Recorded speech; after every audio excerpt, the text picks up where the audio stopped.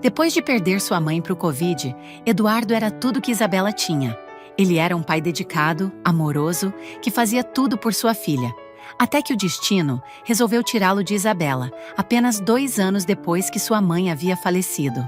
Eduardo morreu em um acidente de carro numa sexta-feira à noite. A polícia disse que foi a pista molhada, e o caso foi encerrado sem muita investigação. Enquanto isso, Isabela, de apenas 8 anos, foi parar em um orfanato. Os tios disseram que não podiam criá-la. Em Londres, a avó materna, Margaret, achou estranho quando ninguém respondeu suas mensagens. Então ela decidiu vir ao Brasil, e o que ela encontrou aqui não fez o menor sentido. Eduardo era jovem, saudável e não tinha histórico de imprudência ao volante. Mas não foi isso que mais chamou a atenção dela. Isabela tinha 6 anos quando a mãe morreu. Lembrava pouco, um perfume, uma voz, a sensação de colo que não voltou mais. Eduardo havia criado a filha sozinho com aquela dedicação silenciosa de pai que aparece todo dia sem falta. Eram os dois, ele e Isabela, numa casa que havia ficado grande demais depois que a mãe se foi. Eduardo era empresário, havia construído uma empresa de logística do zero com anos de trabalho. Tinha dinheiro, tinha saúde, tinha uma filha de 8 anos que era o centro da vida dele.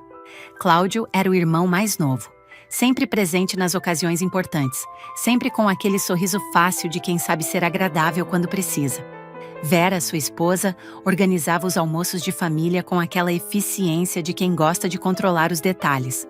Para Isabela, os tios eram apenas os tios, presença familiar, rostos conhecidos, parte daquela vida que havia antes do acidente. Numa sexta-feira à noite, Eduardo saiu para uma reunião de negócios e não voltou. O carro perdeu o controle numa curva de estrada e caiu num barranco. A polícia chegou, fez o laudo, classificou como acidente.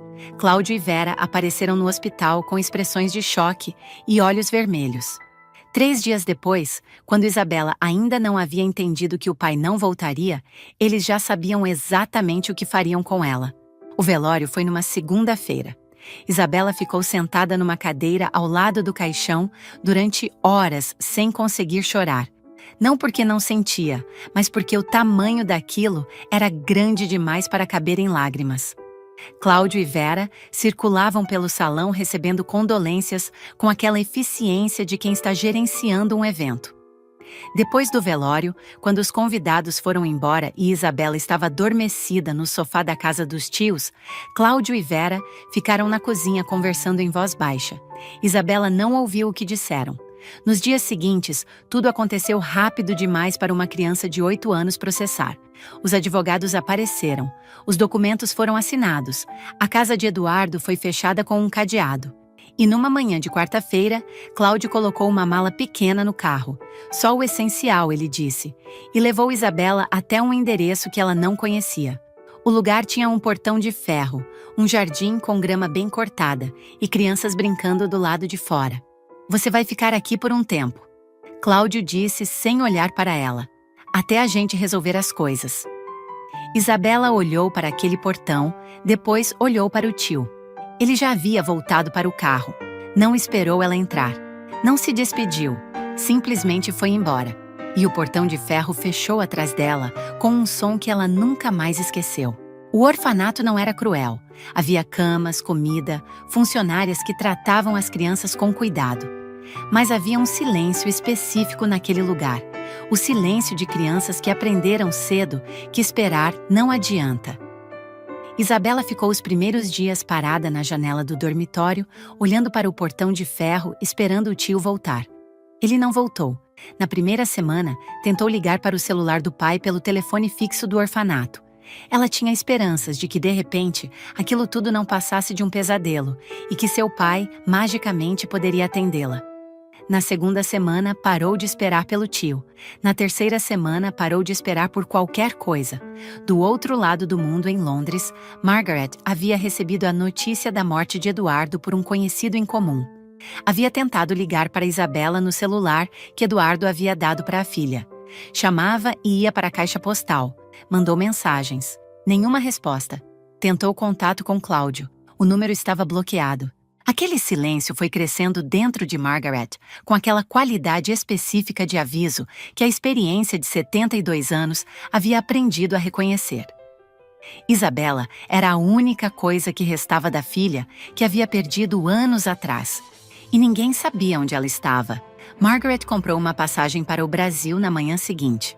Margaret chegou em São Paulo numa manhã de terça-feira com uma mala, o endereço da casa de Eduardo que havia conseguido por um conhecido, e aquela determinação de uma mulher que não aceita silêncio como resposta.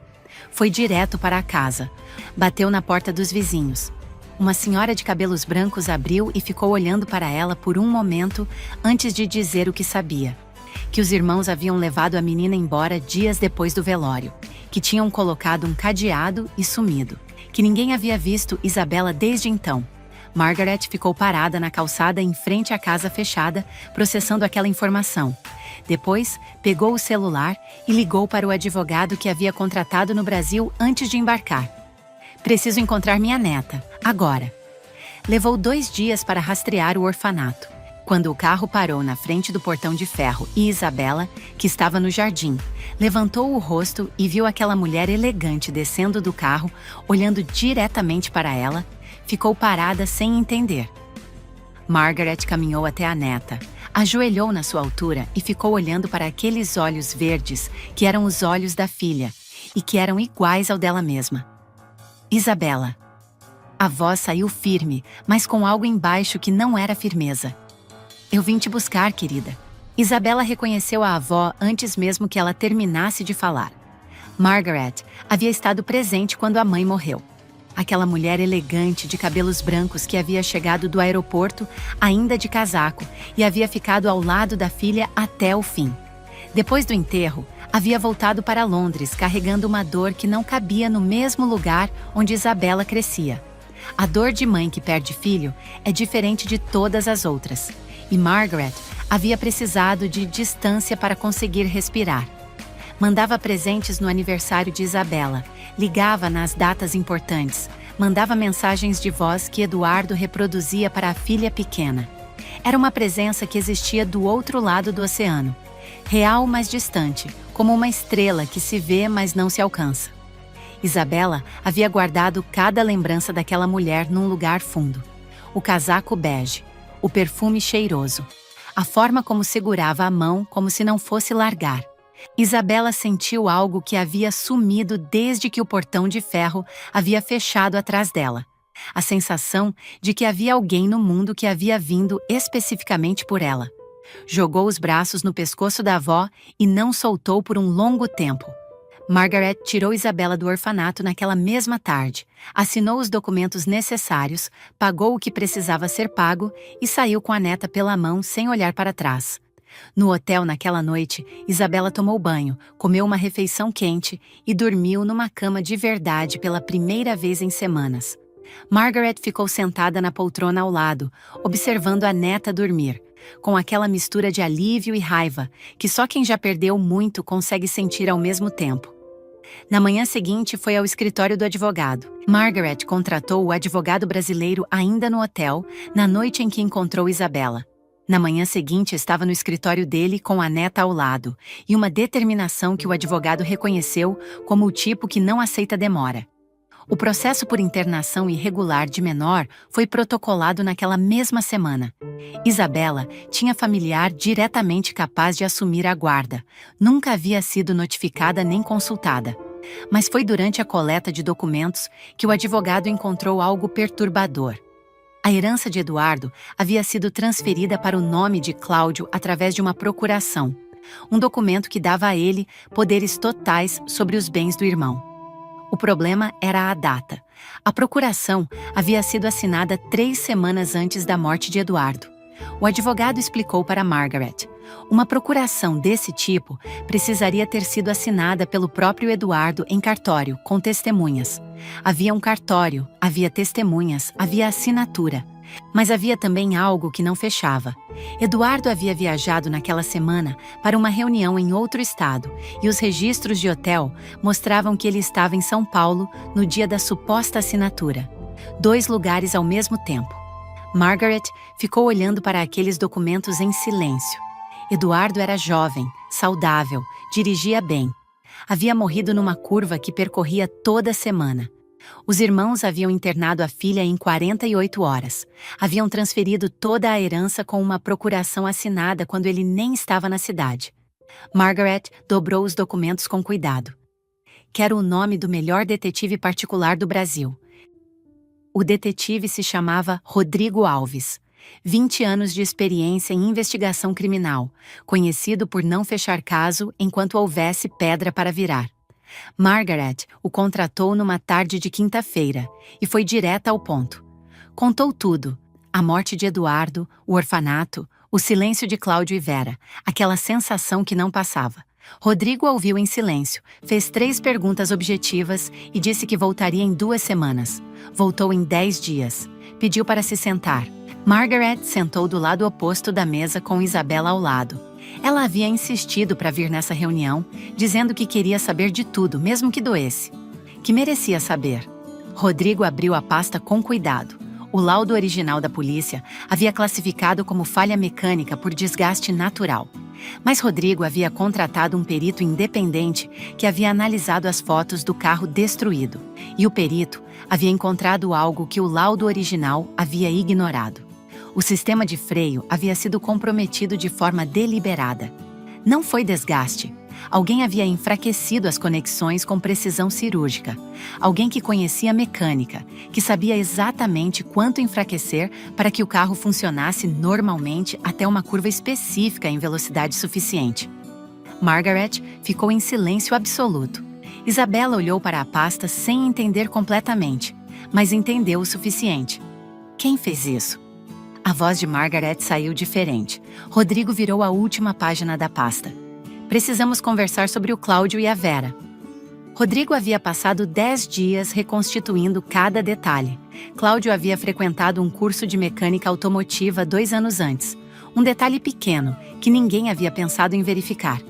Havia encontrado um mecânico numa oficina no ABC Paulista que havia recebido uma quantia considerável em dinheiro vivo 3 semanas antes da morte de Eduardo, e que havia desaparecido da cidade dias depois do acidente. Havia rastreado transferências bancárias, ligações telefônicas, um hotel onde Cláudio havia se hospedado numa cidade vizinha na noite do acidente. Longe o suficiente para criar distância, mas perto o suficiente para saber o que estava acontecendo. O álibi do jantar com amigos havia sido cuidadosamente construído. Margaret ouviu tudo com aquela imobilidade de quem está segurando algo enorme para não deixar cair.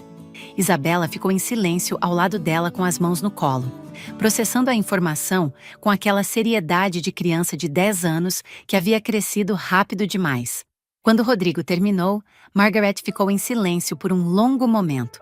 Depois olhou para a neta. Isabela olhou de volta. Nenhuma das duas precisou dizer nada. Margaret pegou o celular e ligou para o advogado. Leva tudo para a polícia, hoje. A prisão de Cláudio e Vera aconteceu numa manhã de quinta-feira.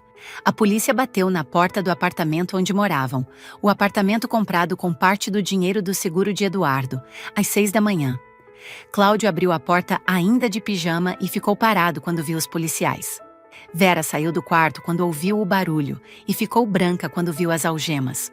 Os dois foram levados sem conseguir articular uma defesa convincente, porque não havia defesa convincente para o que Rodrigo havia documentado com precisão cirúrgica. A notícia correu rápido. O mecânico foi localizado numa cidade do interior do Paraná e preso 2 dias depois. E sua delação confirmou cada detalhe da investigação. Margaret acompanhou tudo de perto com o advogado ao lado. Isabela ficou sabendo da prisão naquela mesma tarde, quando a avó sentou ao lado dela no sofá do hotel e contou com aquela honestidade direta de quem respeita uma criança o suficiente para não mentir. Isabela ouviu em silêncio. Ficou olhando para as mãos por um longo momento. Depois perguntou com aquela voz pequena de 10 anos que carregava um peso enorme. Eles mataram meu pai de verdade? Margaret segurou a mão dela. Sim, meu amor. Isabela ficou em silêncio por um tempo longo. Margaret se certificou que os tios pagariam pelo que fizeram. Em seguida, só queria tirar sua neta de perto daquele sofrimento. O avião pousou em Heathrow numa manhã cinza de outubro. aquele cinza específico de Londres que não é triste, é apenas honesto. Isabela ficou com o rosto colado na janela durante a descida, observando a cidade que seria sua nova casa. Margaret ficou olhando para a neta com aquele sorriso de quem está vendo algo que havia esperado sem saber que esperava. O apartamento de Margaret ficava num bairro tranquilo de South Kensington.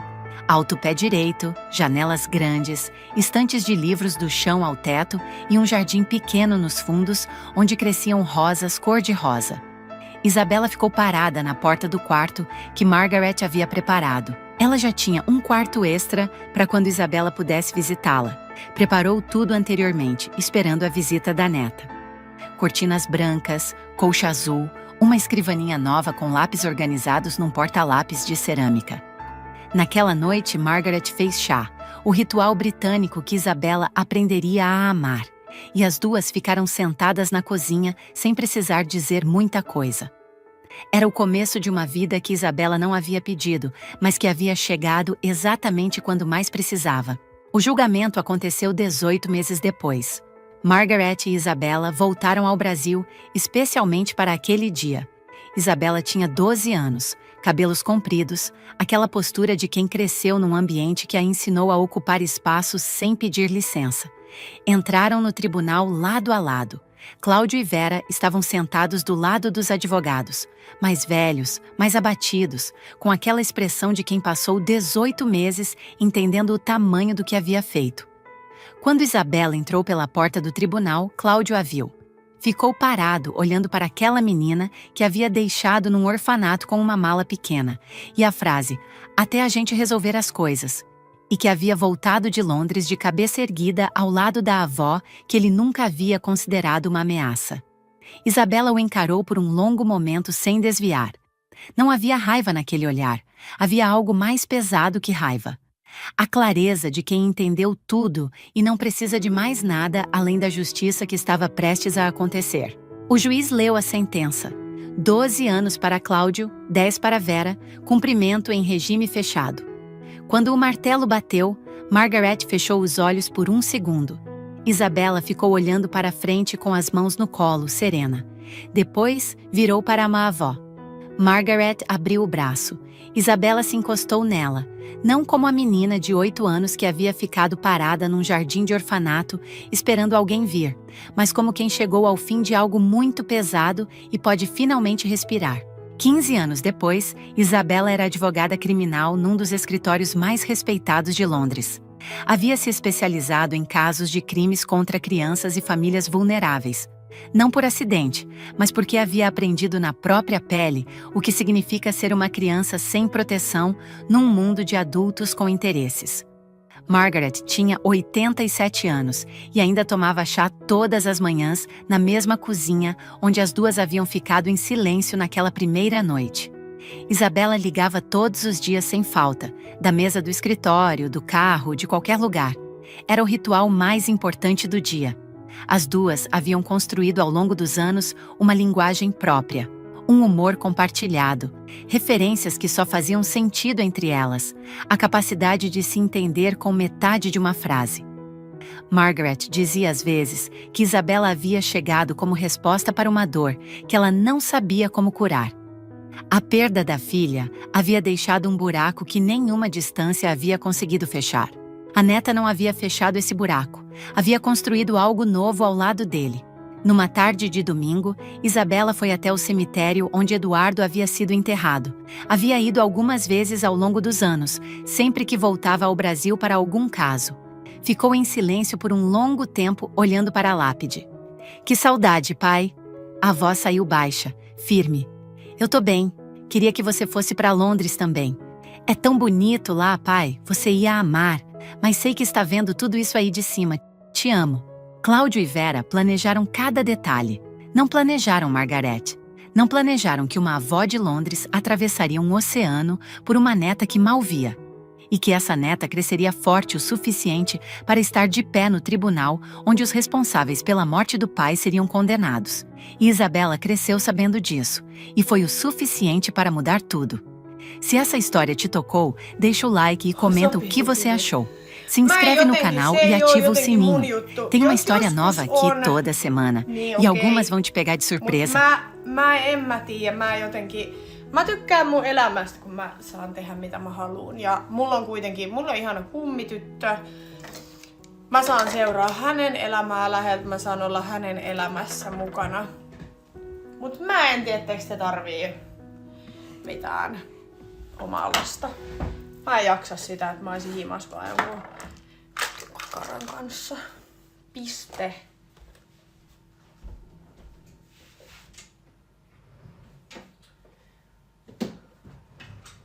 Ei kiitos. Sanotaanko näin, että voi sanoa, että kaikki muut voi hoitaa sen puolen.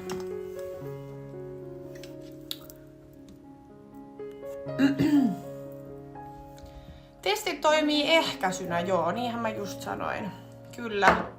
Äsken puhuttiin sukupuolitaudeista. Mä en ymmärrä, miten nyt se liittyy ehkäisyyn sitten, okei? Joo, mä muutan yksin Loviisaan. Hommaan lapsia kaikkien random miesten kanssa ja sitten kaikilla on eri isät ja joo, kuulostaa helvetin hyvältä suunnitelmalta.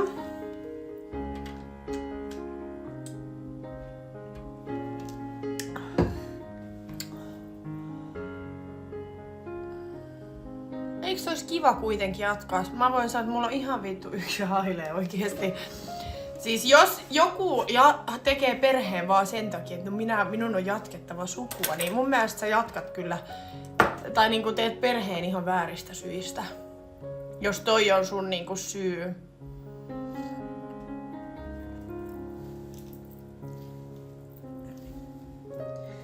Joo, ja siis mä voin sanoa, että mulla on niinku... Jos mä joskus haluaisin lapsen, niin se lapsi pitäisi tulla silleen, että mulla on tietysti kiva mies ja meillä on asiat hyvin ja kummallakin on duunit ja ei oo mitään. Tiedättekö te silleen ongelmia ja sä luotat sun kumppani ja muuta, niin sit mä voisin ehkä miettiä edes asiaa, mut mun on vähän vaikea ajatella tommoista asiaa, kun mä oon tällä hetkellä yksin ja mua ei kiinnosta ketkään miehet. Ja mä en halua kenestäkään mitään enempää, mä tykkään mun elämästä itekseen. Mä haluan matkustella, mä en halua ketään miestä tohon noin kiukuttelemaan mun menoista ja tuloista ja en jaksa mitään ongelmia. Niin mun on tosi vaikea miettiä jotain lapsia, koska ei oo mitenkään tämän hetken tilanne. Todellakin, mä voin sanoa, että vittu, mä olen vuoden ollut sinkku, niin mä en ymmärrä mikä hätä teillä on, että mun pitäisi niinku olla jossain parisuhteessa ja on lapsia. Jos mä oon ensin 8 vuotta seurustellut ja nyt mä oon vuoden ollut sinkkuna, niin eikö se ole hyvä asia, että mä oon yksin?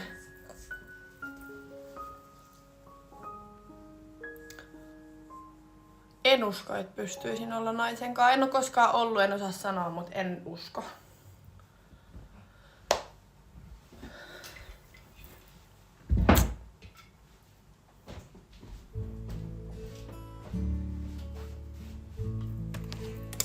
Mä käännän teidät, koska mä haluan tehdä nyt... Mulla on siis kaikki ihan sekaisin täällä vielä, että... Älkää ihmetelkö, mulla on tuolla pullokassit tuolla lavuaarissa ja muuta, mutta tehdään nyt jääkahvi.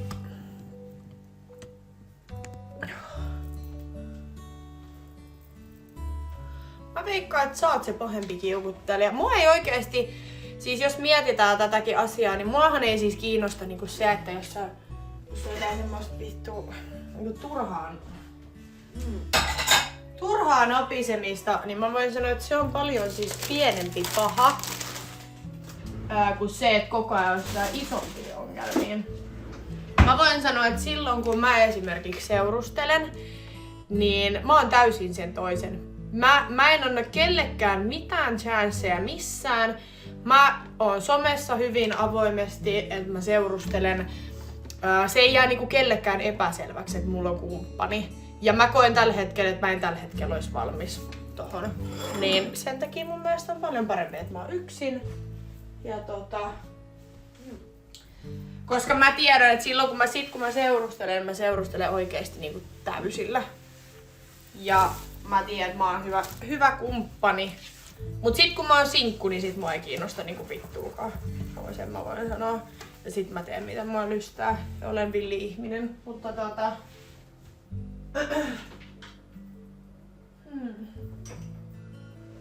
olisiko tommonen?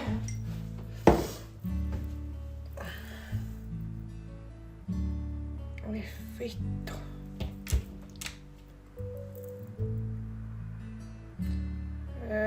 Kuka puhuu esittelemisestä? Nyt te otatte taas niin mun sanoja, haluatte vääntää ihan täysin eri lailla. Mä tarkoitan sitä, että mä teen somea. Mä teen tosi paljon somejuttuja, niinku päivitän storeja ja muita, niin mä tarkoitan sillä sitä, että mä en esitä somessa, että mä olisin sinkku. Et se ei oo mitään semmoista, että mun on pakko nyt esitellä tätä. Ei, vaan ihmiset kyllä näkee sen, koska mä teen asioita, niin mä en pidä mun kumppania mitenkään salassa. Tai mitään tollasta. Sitä mä tarkoitan nyt tällä.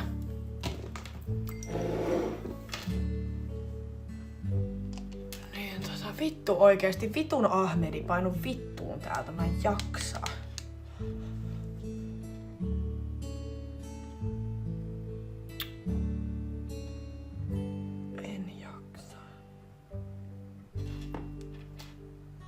Mä en saa niinku tällä vitun paskalla edes toimimaan mun otsikkoa vaihdettua.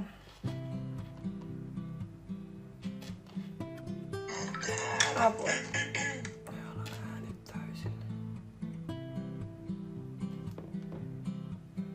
Mä en näe tällä mun toisella puhelimella mitään kommentteja.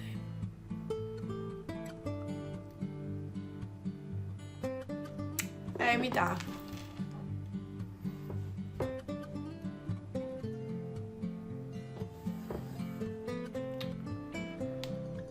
Okei, toi on vitun myöhäis kyllä. Ja sitten SD, mikä vittu ootko, jos sulla ei mitään parempaa sanottavaa, niin sä voit kans painua helvettiin täältä. Mä tulin tänne nyt puhumaan niille ihmisille, ketä mä jaksan tällä hetkellä kuunnella, niin Ei, mulla on ihan muitakin modeja kuin vittu pottukoiran modet. Mutta jollain ihmisillä on tiedätkö, muutakin tekemistä. Kun olla täällä joka kerta mun livessä, jos mä tuun tänne tunniksi jauhaa paskaa, niin jollain ihmisillä voi olla vaikka töitä tai jotain muuta. Ja se ei ole mikään ongelma. Mä en kuitenkaan halua modeja antaa kaikille.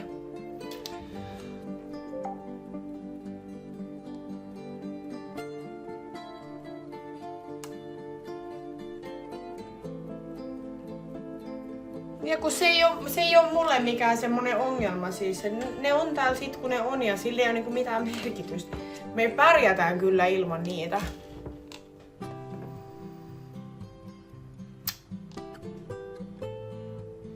Mä en nyt ymmärrä mitä sä selität, mutta...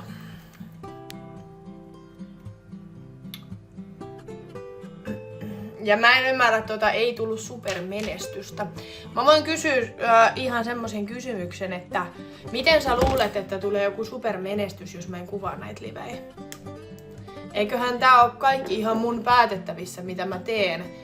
Ja esimerkiksi jos mä matkustan, täällä on paljon enemmän ihmisiä katsomassa, totta kai. Mutta enhän mä oo kuvannut näitä. Mä oon tehnyt ehkä muutaman liven viikossa. Niin... Miten sä voit siitä jotenkin menestyä? Niin, ihmettelen vaan noita teidän kommentteja, että eiköhän se ole niinku... Mä en jaksa vastaa mihinkään tyhmiin kysymyksiin. Kysykää tai viisasta, jos haluatte vastauksia. Jos ei mitään hyvää sanottavaa, niin mä voin sanoa, että mua ei kiinnosta vastaa. Okei, no viimeksi kyllä ainakin, kun mä olin täällä livessä, niin täällä oli Fadjut ja kaikki muutkin. Että ei mitään hätää. Kyllä he täällä on välillä.